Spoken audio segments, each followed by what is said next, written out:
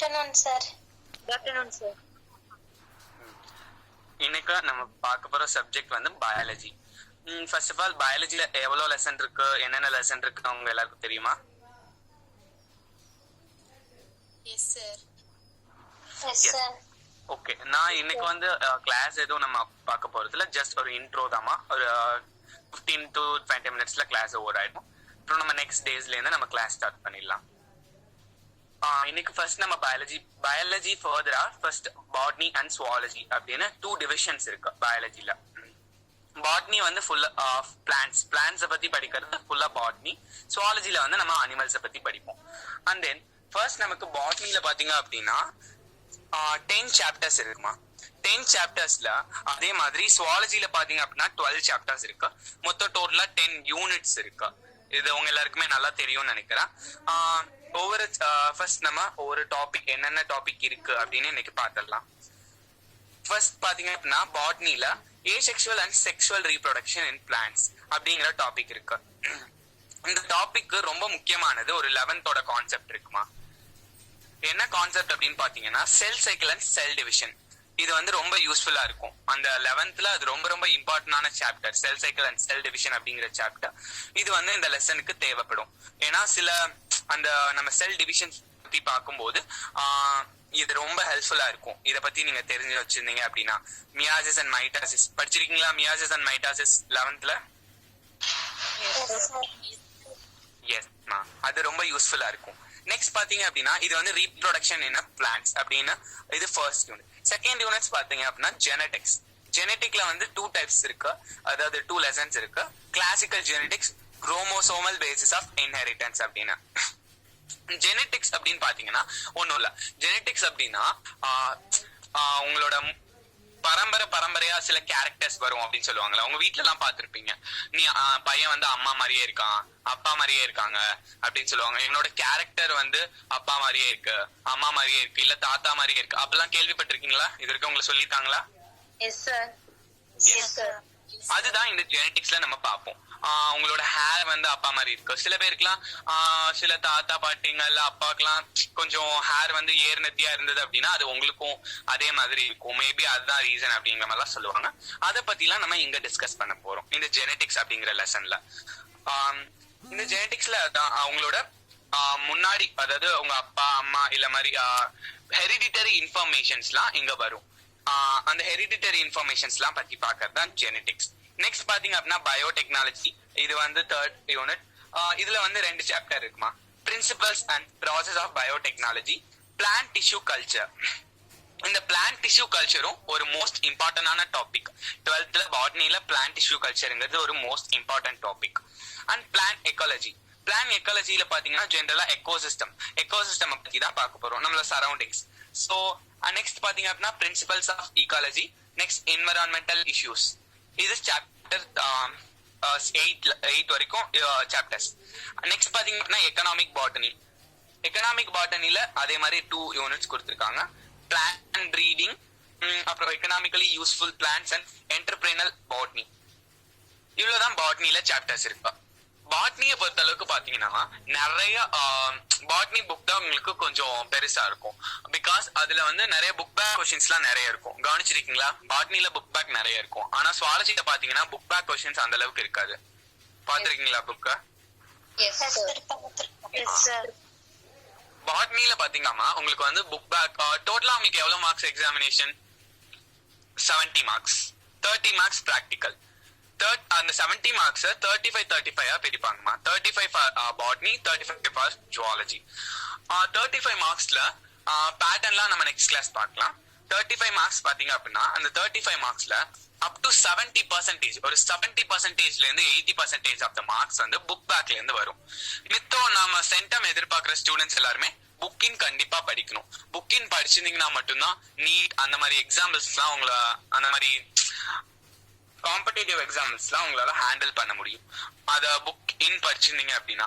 இது இப்போ நீங்க படிக்கிற 12th உள்ள பாட்னி சுவாலஜிங்கெல்லாம் ரொம்ப பேசிக்ஸ்மா. காலேஜ் போனீங்க அப்படின்னா இதெல்லாமே ஃபர்ஸ்ட் இயர்ல கம்ப்ளீட் பேசிக்ஸ் இருக்கும். இதெல்லாமே பேசிக்ஸ் டாபிக்ஸ். நீங்க இங்க என்ன படிக்கிறீங்களோ அதே தான் காலேஜ் ஃபர்ஸ்ட் இயர்ல போயிட்டு அப்படி அப்படியே படிப்பீங்க, வேற எதுவும் படிக்க மாட்டீங்க. இததான் 1 year படிப்பீங்க. நெக்ஸ்ட் இயர்ல இருந்தா அவங்க கொஞ்சம் இதை பிரீஃபா படிப்பீங்க. அதனால இது ரொம்ப ரொம்ப இம்பார்ட்டன்ட். நீங்க ஒழுங்கா படிச்சு போனாதான். காலேஜ்ல எல்லாம் ஸ்கூல் மாதிரிலாம் உங்களுக்கு டீச் பண்ண மாட்டாங்கம்மா. ஜஸ்ட் ஒரு கிளாஸ் எடுப்பாங்க, நீங்க ஏதாவது டவுட்ஸ்னா கேட்கலாம். உங்களை வந்து பர்சனலா நீங்க படிங்க அப்படின்லாம் எந்த கேரும் எடுத்துக்க மாட்டாங்க. அப்போ நீங்க இங்கேயே ஸ்டார்டிங்ல இருந்து நீட்டா படிச்சு வச்சிடணுமா. காயத்ரி பிரசன்டிங் ஆஃப் பண்ணுங்க.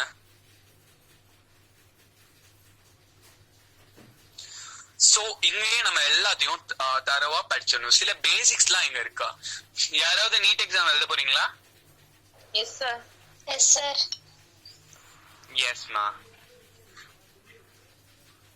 நீட் எக்ஸாம்க்கு எழுதுறவங்க எல்லாம் கண்டிப்பா பாத்தீங்க அப்படின்னா சாப்டர்ஸ், ஒவ்வொரு சாப்டரையும் லைன் பை லைன் படிக்கணுமா.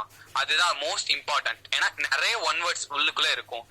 நீட்ல வந்து டைரக்ட் லைன்ஸ் கேட்பாங்க அப்படியே. சோ டைரக்டா நீங்க ஒன் வேர்ட் படிச்சு போனாலே நீட்ல மேக்ஸிமம் ஆஃப் மார்க்ஸ் வாங்கிடலாம். சோ நீங்க வந்து இதை கிளியரா ஃபர்ஸ்ட் ஆஃப் ஆல் பயாலஜி வந்து கஷ்டம் அப்படிலாம் நிறைய பேர் நினைச்சிட்டு இருப்பீங்க. அதெல்லாம் எதுவுமே கிடையாது. இதை நீங்க அண்டர்ஸ்டாண்ட் பண்ணி படிச்சீங்க அப்படின்னா ரொம்ப ஈஸி.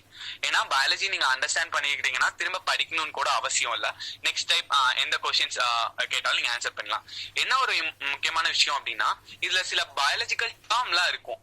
அந்த டேர்ம்ல சில வித்தியாசமான மீனிங் இருக்கும். அந்த டேர்ம்ஸை மட்டும் நீங்க படிச்சு வச்சுக்கணும். ஏன்னா அந்த டேர்ம்ஸ் தெரிஞ்சா மட்டும்தான் உங்களுக்கு அந்த டாபிக்ஸ் எல்லாம் ஈஸியா இருக்கும். சோ பாட்னி பாத்தீங்கன்னா 70%ல இருந்து 80% புக் பார்க்கிறோம். நெக்ஸ்ட் நம்ம சுவாலஜி பார்க்கலாமா. சுவாலஜில reproduction in organisms first topic. இதுவும் அதே மாதிரி தாமா. அங்கேயும் ஃபர்ஸ்ட் ரீப்ரொடக்ஷன் தான், இங்கேயும் ஃபர்ஸ்ட் ரீப்ரொடக்ஷன் தான். சுவாலஜிலையும் reproduction in organism, human reproduction, அப்புறம் ரீப்ரொடக்டிவ் ஹெல்த். இந்த சாப்டர்ஸ் எல்லாம் ஒரு ஃபர்ஸ்ட் யூனிட்ல கொடுத்திருக்காங்க. செகண்ட் யூனிட்ல பாத்தீங்கன்னா principle of inheritance and variation, molecular genetics, evolution. கிட்டத்தட்ட ரெண்டு பாட்னியும் சரி சுவாலஜியும் சரி ஒரே மாதிரி தான் இருக்கும். எல்லா டாபிக்ஸுமே கிட்டத்தட்ட சிமிலர். என்ன ஒரே ஒரு டிஃபரன்ஸ் அப்படின்னா அங்க பிளான்ட்ஸ் பத்தி படிப்பீங்க, இங்க அனிமல்ஸ் அண்ட் ஹியூமன்ஸ் பத்தி படிப்பீங்க. அது ரெண்டும் மட்டும் தான் டிஃபர் ஆகும். நெக்ஸ்ட் யூனிட் 3 பாத்தீங்கன்னா ஹியூமன் ஹெல்த் அண்ட் டிசீசஸ்.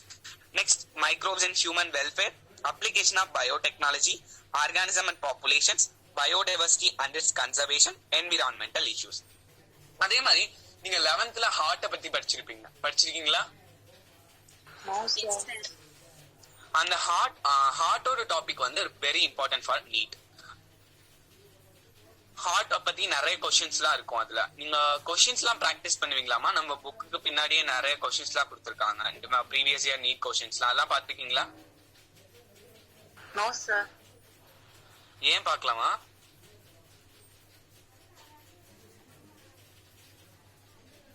அதெல்லாம் இனிமேட்டு பாருங்க. நம்ம சாப்டர் வைஸ் டிஸ்கஸ் பண்ணும்போதே நம்ம அந்த கொஸ்டின்ஸ் எல்லாம் பார்த்தரலாம். நம்ம புக்ல கொடுத்துருக்க எல்லா கொஸ்டின்ஸுமே பாத்தீங்க அப்படின்னா ப்ரீவியஸ் இயர் நீட்ல கேட்ட கொஸ்டின்ஸ் அந்த மாதிரி நிறைய கொஸ்டின்ஸ் தான் கேட்டிருப்பாங்க. ஏன்னா ஸ்டேட் போர்ட் ஸ்டூடெண்ட்ஸ் கஷ்டப்படக்கூடாது அப்படிங்கறதுனால அந்த ஒரு ரீசனை வச்சு ப்ரீவியஸ் இயர் கொஸ்டின் இப்ப நம்ம புக்கை அதனாலதான் மாத்தி இதை சேஞ்ச் பண்ணி சிலபஸ். இது வந்து காம்படேட்டிவ் சிலபஸ் தான். அதுவும் இதுவும் கிட்டத்தட்ட ஒரே மாதிரி சிமிலரா தான் இருக்கும். எக்ஸாக்டா சொல்லணும்னா நம்ம புக்ல தான் நிறைய எக்ஸ்ட்ரா கண்டென்ட்ஸ் எல்லாம் கொடுத்திருப்பாங்க. சோ நீங்க இதை கம்ப்ளீட்டா தரவா படிச்சீங்க அப்படின்னா 180 மார்க்ஸ். நீட்ல வந்து 180 மார்க்ஸ் தானமா 12th இருந்து பயாலஜி சாப்டர். S sir. அந்த 180 மார்க்ஸ்க்கு நீங்க 150 அபோவ் ஈஸியா ஸ்கோர் பண்ணிடலாம், இல்ல 160 அபோவே ஈஸியா ஸ்கோர் பண்ணிடலாம். சோ நீங்க ஃபர்ஸ்ட் ஆஃப் ஆல் நீட் பாத்தீங்க அப்படின்னா கஷ்டமான எக்ஸாம் எல்லாம் கிடையவே கிடையாது. பயாலஜியை பொறுத்தளவுல நீங்க வந்து அண்டர்ஸ்டாண்ட் பண்ணிக்கணும். அப்பதான் நீட்ல கேட்கிற ஒவ்வொரு கொஸ்டின்ஸும் உங்களால ஆன்சர் ஈஸியா பண்ணிடலாம். நீட்டை பத்தியே நீங்க பார்த்தாலும் சரி, ஸ்டேட் போர்ட்ல கேட்கிற கொஸ்டின்ஸ் எல்லாம் அந்த அளவுக்கு டஃபாலாம் எதுவும் இருக்காது. ரொம்ப ஈஸியா தான் இருக்கும் எல்லாமே. அதுவும் இப்போ 360 மார்க்ஸ் பயாலஜி. எஸ் பா 360 மார்க்ஸ் தான். ஆனா 11th half 12th half. That's why 180 marks தான் 12th ஓடுது. அதுதான் நான் சொன்னேன். சோ நீங்க பேசிக்ஸா அண்டர்ஸ்டாண்ட் பண்ணி கிளியரா படிச்சிருந்தீங்க மட்டும்தான் it will be very useful and helpful.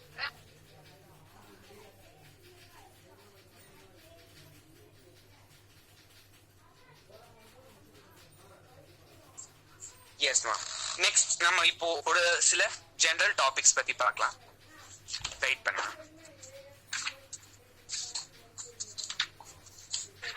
ஒரு ஓவர்வியூ பார்த்தலாமா? எல்லா கையிலயும் புக் இருக்கா? Yes sir. பாட்னில பேஜ் நம்பர் 3 எடுத்து வச்சுக்கோங்க. 11th and 12th sir. 12th Dhama. 12th students மட்டும் தானே இருக்கீங்க? நோ சார் 11th இருக்கு சார். ஓகே 11th ஸ்டூடெண்ட்ஸ் இருக்கீங்களா? Okay okay. இப்போதைக்கு நான் சொல்றது ஜெனரலா தான் சொல்ல போறேன். So don't worry. நெக்ஸ்ட் கிளாஸ்ல இருந்து நம்ம 11th தனியா 12th தனியா ஷெட்யூல் பண்ணிக்கலாம். Okay sir. ஓகே. அப்புறம் உங்களோட புக்ஸ்ல அந்த டூ யூ நோ அப்படின்லாம் நிறைய பாக்ஸஸ் பாத்திருக்கீங்களா? Yes sir. Yes sir. அந்த டூ யூ நோ பாக்ஸஸ்லாம் வெரி இம்பார்ட்டன்ட். அதெல்லாம் நீட்ல கேட்கறதுக்கு வாய்ப்பு இருக்கு. அதே மாதிரி நிறைய எக்ஸாம்பிள்ஸ்லாம் கொடுத்திருப்பாங்கல்ல, ஒவ்வொரு கண்டென்ட்லயுமே there will be some examples. Yes sir. அந்த எக்ஸாம்பிள்ஸ் எல்லாமே வெரி வெரி இம்பார்ட்டன்ட்மா. சோ எக்ஸாம்பிள்ஸ்லாம் டைரக்ட் क्वेश्चंस பண்ணுவாங்க. ஃபார் இதுக்கு என்ன எக்ஸாம்பிள்,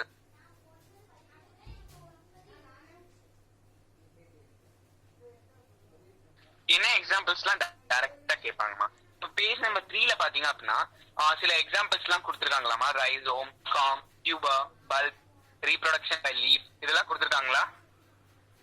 எஸ் சார். இதெல்லாம் இந்த எக்ஸாம்பிள்ஸ்லாம் நீங்க படிச்சுட்டு ஆகணும். நெக்ஸ்ட் பாத்தீங்க அப்படின்னா ஃபர்ஸ்ட் லெசன் வந்து நமக்கு asexual and sexual reproduction in plants.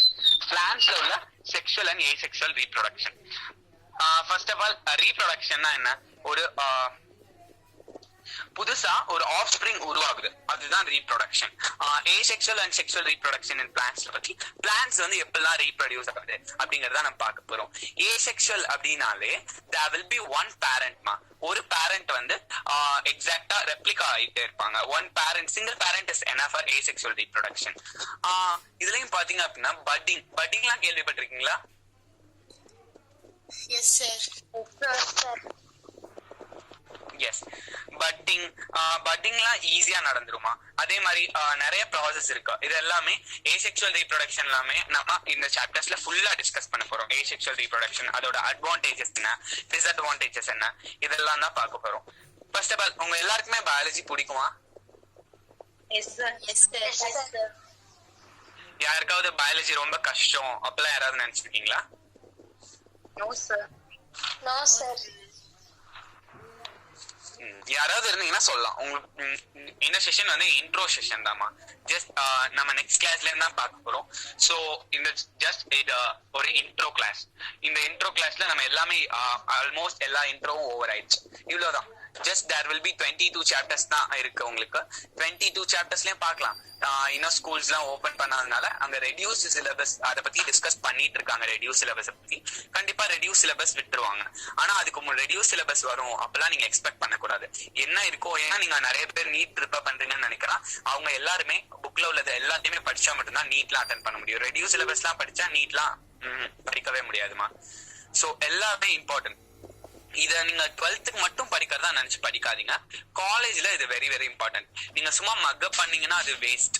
It will be over by 12th over. ஏன் இன்னைக்கு மக்கப் பண்ணி படிச்சீங்க அப்படின்னா, இப்போ ஃபார் எக்ஸாம்பிள் இன்னைக்கு ஒரு சாப்டர்ஸ் படிச்சீங்க அப்படின்னா, ஒரு சாப்டர்ல நீங்க பாதி சாப்டர் படிச்சிட்டீங்கன்னு வைங்க, அத மக்கப் பண்ணி படிச்சீங்க அப்படின்னா நெக்ஸ்ட் வீக் கேட்டா உங்களால சொல்ல முடியுமாமா? Yes. No sir. No sir. Single அது நீங்க என்ன படிச்சீங்கன்னே மறந்துடுவீங்க 1 வீக் பார்ட்ல அப்படின்னா. இதே அண்டர்ஸ்டாண்ட் பண்ணி படிச்சா உங்களால முடியுமா முடியாதா? முடியும் சார். அதுதான் அண்டர்ஸ்டாண்டிங்கோட பவர். அதுதான் அண்டர்ஸ்டாண்டிங்கோட பவரே அதுதான். நெக்ஸ்ட் பாத்தீங்க அப்படின்னா நீங்க ரெகுலர் பேசிஸ்ல படிக்கணும். சில டெக்னிக்கல் டேர்ம்ஸ் நான் சொன்ன பயாலஜிக்கல் டேர்ம்ஸ் எல்லாம் இருக்கும். சில எக்ஸாம்பிள்ஸ் எல்லாம் கொஞ்சம் கஷ்டமா இருக்கும். அந்த எக்ஸாம்பிள்ஸ் எல்லாம் கொஞ்சம் வாய்க்குள்ளே நுழையாது. அந்த எக்ஸாம்பிள்ஸ் எல்லாம் நீங்க என்ன பண்ணணும் அப்படின்னா டெய்லி பேப்பர்ல எழுதி வச்சுக்கணும். ஒரு நோட் போட்டுக்கணும் பயாலஜிக்கு தனியா. அந்த எது கஷ்டமா இருக்கோ அதெல்லாம் எழுதி வச்சு அதெல்லாம் நீங்க டெய்லி பார்க்கணும். அப்புறம் நீங்க ஷார்ட் நோட்ஸ் மேக் பண்ணலாம். இது ரொம்ப இம்பார்ட்டன்டான ஹேபிட். நீங்க என்ன பண்ணும் அப்படின்னா, இப்போ ஒரு சாப்டர் இருக்கு அப்படின்னா அதை ஃப்ளோ சார்ட்டா உருவாக்கலாம். ஃப்ளோ சார்ட்டா உருவாக்கி அதுல என்னென்ன டாபிக்ஸ் எல்லாம் இருக்கு அப்படிங்கறத குட்டி குட்டியா எழுதி வச்சுட்டீங்கன்னா அப்படின்னா அது உங்களுக்கு ரொம்ப யூஸ்ஃபுல்லா இருக்கும். அது வந்து டெய்லி ரிவிஷன் பண்றதுக்கு ரொம்ப யூஸ்ஃபுல்லா இருக்கும். அப்படி பண்ணீங்க அப்படின்னா நீங்க ஒரு சாப்டர் படிச்சிட்டீங்க அப்படின்னா அந்த ஒரு சாப்டர் படிச்சு முடிச்சதுக்கு அப்புறமாட்டி நீங்க ஒரு ஃப்ளோ சார்ட் கிரியேட் பண்ணணுமா. ஃப்ளோ சார்ட் கிரியேட் பண்ணிட்டு அதை நீங்க தான் கிரியேட் பண்ணணும். வேற எதையும் பார்க்க கூடாது. நீங்களாவே கிரியேட் பண்ணுங்க. ஃபர்ஸ்ட் ஆஃப் ஆல் இங்க என்ன இன்ட்ரோ, ஃபர்ஸ்ட் என்ன டாபிக் ஆரம்பிக்குது, என்னென்ன பிரான்ச்சஸ் இருக்கு இந்த டாபிக்ல அப்படின்னு நிறைய அதோட எக்ஸாம்பிள்ஸ் எல்லாம் ஆட் பண்ணி இப்படி கிரியேட் பண்ணி நீங்க படிச்சீங்க அப்படின்னா அது உங்களுக்கு மறக்கவே மறக்காது. இந்த மெத்தட் யாராவது ட்ரை பண்ணிருக்கீங்களா? No sir. இதை ட்ரை பண்ணி பாருங்க. அதுக்கு முதல்ல நீங்க படிக்கணும், ஃபர்ஸ்ட் படிக்கணும், அண்டர்ஸ்டாண்ட் பண்ணி படிக்கணும். That's the most important. நீங்க பயாலஜி மட்டும் கிடையாது, எந்த சாப்டர் ஆனாலும் சரி, ஃபார் எக்ஸாம்பிள் பிசிக்ஸ், கெமிஸ்ட்ரி, எல்லாமே அண்டர்ஸ்டாண்டிங். நீங்க ஒரு கான்செப்டா இது வரைக்கும் நீங்க கண்டிப்பா இதை எக்ஸ்பீரியன்ஸ் பண்ணிருப்பீங்க. ஒரு இதை அண்டர்ஸ்டாண்ட் பண்ணி படிச்சதுக்கும் ஒரு இதை மக்கப் பண்ணி படிச்சதுக்கும் எக்ஸ்பீரியன்ஸ், ரெண்டுக்கும் உள்ள டிஃபரன்ஸ் எக்ஸ்பீரியன்ஸ் பண்ணிருக்கீங்களா இல்லையா? Yes sir. Yes sir. Which will be more useful? Understanding. Yes, understanding தான் ரொம்ப முக்கியம். அண்டர்ஸ்டாண்ட் பண்றதுக்கு நம்ம என்ன வேணா பண்ணலாம். ஃபார் எக்ஸாம்பிள், ஒரு சில பேருக்கு கிளாஸ்ல எல்லாருக்குமே கிளாஸ்ல நடத்துறது புரியும் அப்படின்னு சொல்ல முடியாது. ஒரு சில பேருக்கு கிளாஸ்ல நடத்தும் போதே புரியும். ஒரு சில பேருக்கு அந்த கிளாஸ் நடத்தி முடிச்சுட்டு அதை ஒரு தடவை ரிவிஷன் பண்ணாதான் புரியும். எல்லாருமே இதை கண்டிப்பா பண்ணும். இப்போ கிளாஸ் இன்னைக்கு நடக்குது அப்படின்னா அந்த கிளாஸ் நடந்ததை நெக்ஸ்ட் போயிட்டு அப்பவே ஒரு 1 or 2 hours கழிச்சு அப்பவே ரிவிஷன் பண்ணிடுறோம். அன்னைக்கு என்ன நடத்துனாங்க அப்படிங்கறது. First of all there will be one டெக்னிக்மா. என்ன அப்படின்னா, நீங்க கிளாஸ் நடத்தி முடிச்சதுக்கு அப்புறம் இதை டெய்லி ட்ரை பண்ணி பாருங்க. நீங்க உங்களுக்கு படிக்கிறதுக்கு ரொம்ப இந்த டெக்னிக்ஸ் ரொம்ப யூஸ்ஃபுல்லா இருக்கும். என்ன டெக்னிக் அப்படின்னு பாத்தீங்கன்னா, நிறைய டெக்னிக்ஸ் இருக்கு. ஆனா ஜென்ரலா என்ன பண்ணும் அப்படின்னா, இப்போ நீங்க இன்னைக்கு கிளாஸ், இது உங்களுக்கு ஸ்கூல்லயும் சரி, எந்த ஆன்லைன் கிளாஸா இருந்தாலும் சரி, எல்லாத்துலயும் ரொம்ப யூஸ்ஃபுல்லா இருக்கும். ஃபர்ஸ்ட் ஆஃப் ஆல், உங்களுக்கு இப்ப யூனிட் டெஸ்ட் நடந்துட்டு இருக்குன்னு நினைக்கிறேன். நிறைய பேருக்கு நடந்துச்சா? Yes sir. பயாலஜி முடிச்சா? இல்ல சார், எங்களோட டிஸ்ட்ரிக்ட் இப்பதான் சார் நடந்துட்டு இருக்கு. ஓகே. இப்போ நீங்க என்ன பண்ணும் அப்படின்னா, ஃபார் எக்ஸாம்பிள் ஒரு கிளாஸ் நடக்குதுன்னா அந்த கிளாஸ் நடத்தி முடிச்சுட்டு நீங்க அந்த கிளாஸ் விட்டு வெளியில போனதுக்கு அப்புறம் உங்களோட ஒர்க்ஸ் எல்லாம் பாப்பீங்க. அந்த ஒர்க்ஸ் எல்லாம் பார்த்து முடிச்சுட்டு by the evening, end of the evening நீங்க புக்கை எடுத்து வச்சுட்டு அந்த புக்கை பாக்குறதுக்கு முன்னாடி முதல்ல நீங்க ரிமெம்பர் பண்ணும், இன்னைக்கு கிளாஸ்லாம் என்ன பண்ணாங்க. ஃபர்ஸ்ட் நம்ம ஸ்கூல்ல என்டர் ஆனோம், நெக்ஸ்ட் அதாவது ஆன்லைன் கிளாஸ்ல என்டர் ஆனோம், நெக்ஸ்ட் ஃபர்ஸ்ட் எந்த டாபிக்ல இருந்து ஆரம்பிச்சாங்க, அடுத்து என்னன்னு பார்த்தோம் அப்படின்னு நீங்க கிளாஸ்ல பார்த்ததை அப்படியே உங்க மைண்ட்ல ஒரு ரீவைண்ட் பண்ணணும். இப்படி ரீவைண்ட் பண்ணும்போது உங்களால மேக்ஸிமம் ரீவைண்ட் பண்ண முடியும்.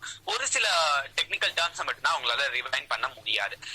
இந்த டெக்னிக்கை நீங்க ஃபாலோ பண்ணீங்க அப்படின்னா அதுக்கப்புறம் இப்படி படிச்சுட்டு நெக்ஸ்ட் போயிட்டு நீங்க புக்கை பாத்தீங்க அப்படின்னா உங்களுக்கு ரொம்ப யூஸ்ஃபுல்லா இருக்கும். நீங்க படிக்கணும்ன்ற அவசியமே இருக்காது.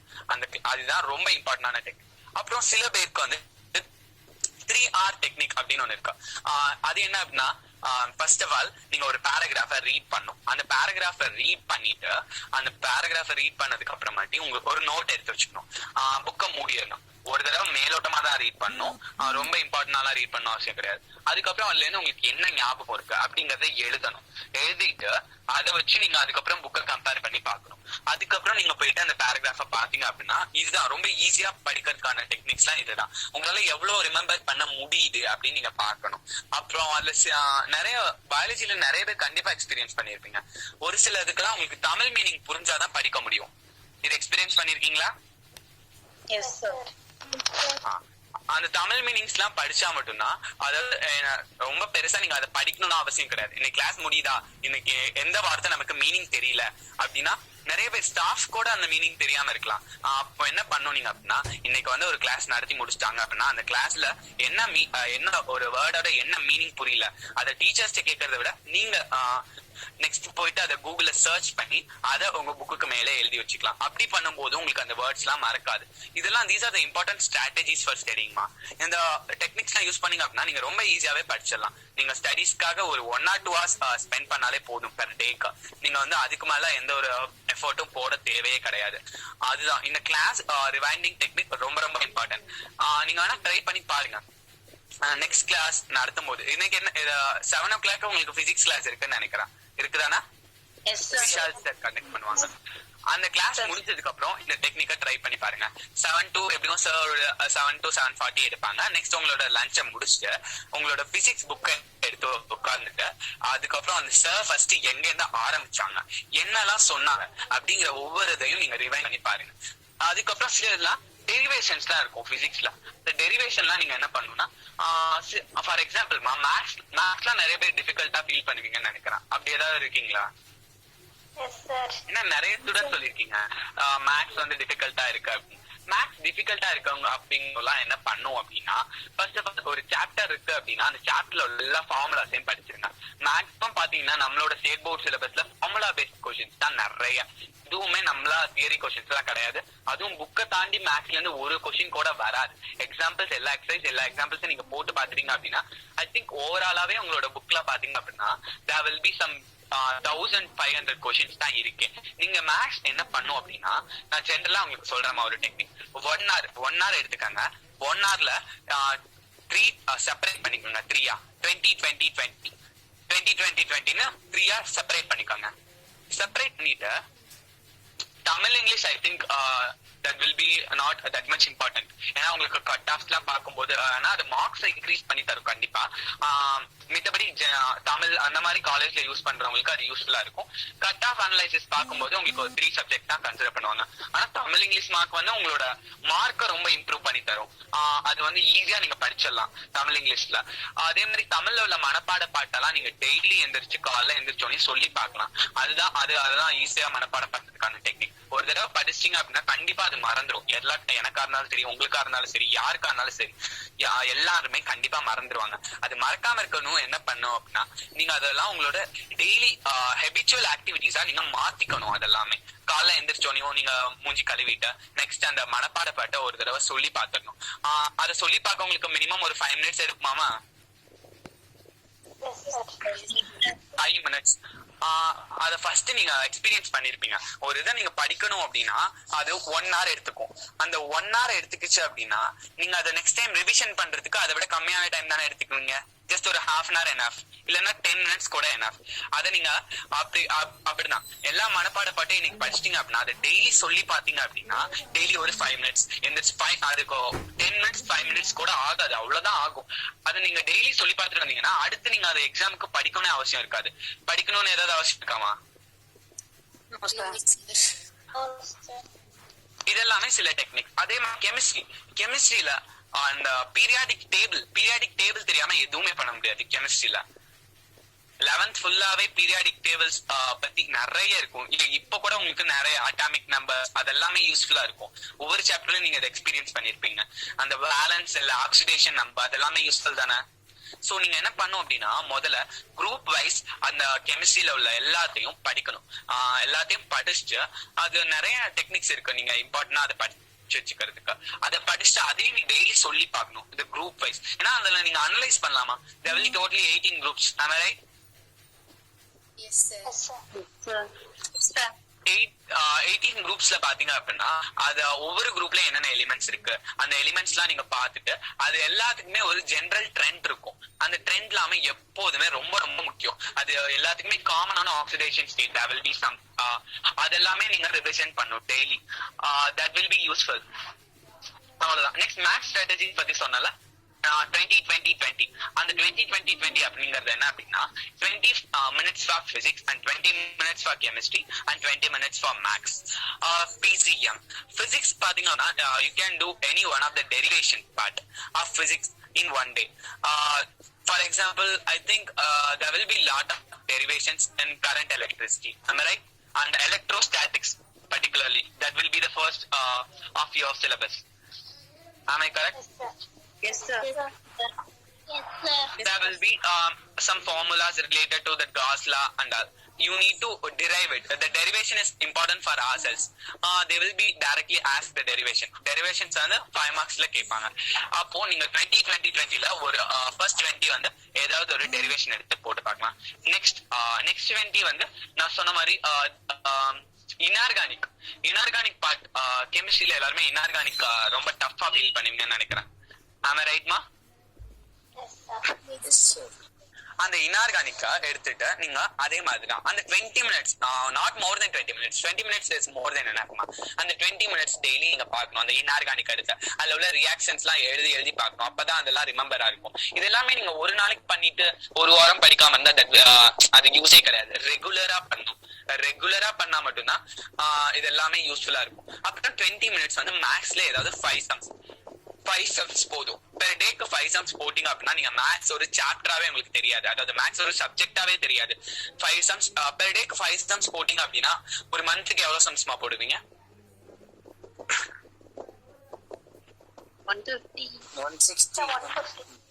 150 ஆவரேஜா 150 sums 150 ஆவரேஜா ஒரு 100 sumsனே வைங்க 100 sums இது எல்லாமே நான் சொன்ன இந்த 2020 என்ன பண்ணோம் அப்படின்னா ஃபார் எக்ஸாம்பிள் இன்னைக்கு நீங்க என்ன படிக்கிறீங்களோ அதை நாளைக்கு போகும்போது ரிவிஷன் பண்ணணும் அப்படிதான் நம்ம பண்ணணும் இன்னைக்கு என்ன படிச்சோமோ அதை நெக்ஸ்ட் டே ரிவிஷன் பயாலஜி என்ன சப்ஜெக்ட் எல்லா சப்ஜெக்ட்டுமே இது காமனான ஒரு விஷயம் நாளைக்கு அப்படியே நம்ம ஒவ்வொரு நாளும் ரிவிஷன் பண்ணிட்டே போகணும்னா எக்ஸாமுக்குலாம் நம்ம படிக்கவே தேவையில்லாமா ஆல்ரெடி நம்ம கம்ப்ளீட்டா ப்ரிப்பேர் ஆயிட்டோம் எல்லாத்தையுமே ரிவிஷன் பண்ணிட்டோம் ஏதாவது யூஸ் இருக்குமா சொல்லுங்க நம்ம திரும்ப படிக்கணும் ஏதாவது யூஸ் இருக்கா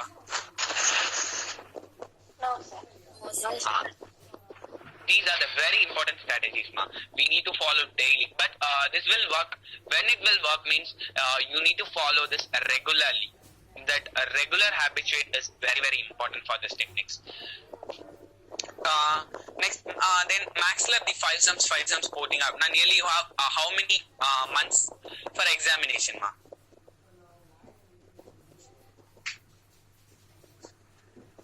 10 sir.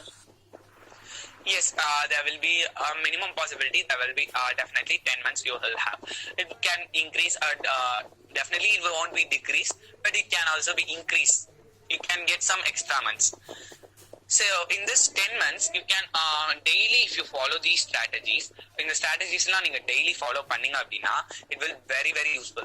Max daily 20 minutes, 20 minutes, 20 minutes. This 1 hour spending in a day, it will be very difficult, huh? No sir. No sir. Yes, and that class revising that I told no one technique. That is very hard, or you are thinking what about the technique?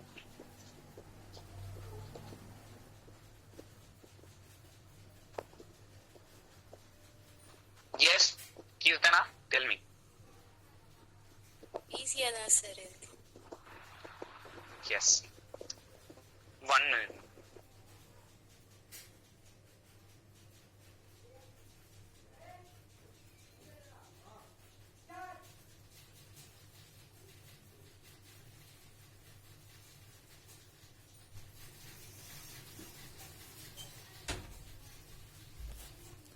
முடிஞ்சிருச்சா class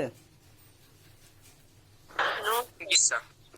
சரி okay okay நான் நடுவில் வந்து பார்த்தேன் நல்லா தான் இது பண்ணிக்கிட்டு இருந்தீங்க சிறப்பு வாழ்த்துக்கள் நல்லபடியாக இது பண்ணி விடுங்க ஒரு 20 பேர் டெய்லி வந்தாலும் அவங்க கரெக்டாக வருவாங்க அதுக்கு நான் கேரண்டி கண்டிப்பாக இது வந்து நம்ம உள்ளே வந்ததுக்கப்புறம் என்னை பொறுத்த வரைக்கும் இது எல்லாருமே நம்ம பசங்க அபினேஷ் நல்லபடியாக எல்லாருமே இந்த வருஷம் மார்க் எடுக்கிற மாதிரி நீங்கள் எடுப்பீங்கன்னு எனக்கு ஒரு நம்பிக்கை நல்லபடியாக அதை நிறைவேற்றி கொடுங்கப்பா பார்த்துக்கோங்க ரொம்ப ரொம்ப நன்றி சார் சொல்கிறத ஃபாலோ பண்ணிக்கோங்க கொஞ்சம் நல்லா படிச்சு என்னம்மா இந்த கிளாसेस தமிழ் மீடியம் ஸ்டூடண்ட்ஸ்க்கு சொல்லி தருவாங்க புரிஞ்சுக்கிறது அதாவது இப்போ ஹரிஷ் விஷால சார் எப்படி எடுப்பாங்களோ அந்த மாதிரி எடுப்பாங்க சார் தேவையான இடங்கள்ல தமிழ் யூஸ் பண்ணி உங்களுக்கு மீனிங்லாம் சொல்லுவாங்க இப்போ அவர் சொன்ன மாதிரி தான் ஒரே ஒரு விஷயம் என்ன அப்படின்னா ஒருத்தவங்க சொல்கிறாங்க அப்படின்னா அது உங்களுக்கே தெரியும் அதில் அவங்க சொல்கிறத அப்படியே நீங்கள் எடுத்துக்க வேண்டாம் அதை உங்களுக்கு புரிகிற விஷயத்த நீங்கள் நல்லபடியாக எழுதி வச்சே படிச்சுக்கலாம் அபினேஷ் அதுக்கு தகுந்த மாதிரி நீங்கள் இது பண்ணிருங்கம்மா ஓகேம்மா ஓகே பார்த்துக்கோங்க வேறு ஏதாவது டவுட்னா நீங்கள் அப்பப்போ சார்கிட்ட வந்து கேட்டுக்கலாம் சார் வந்து சொல்லி தருவாங்க நாளையிலேருந்து சாரோடைய கிளாஸ் எப்பப்போ அப்படிங்கிறது சொல்லிடுவாங்க அவ்வளோதானே நீங்கள் நடத்தி முடிச்சிட்டிங்களாம்மா இல்லை இன்னும் இருக்காம்மா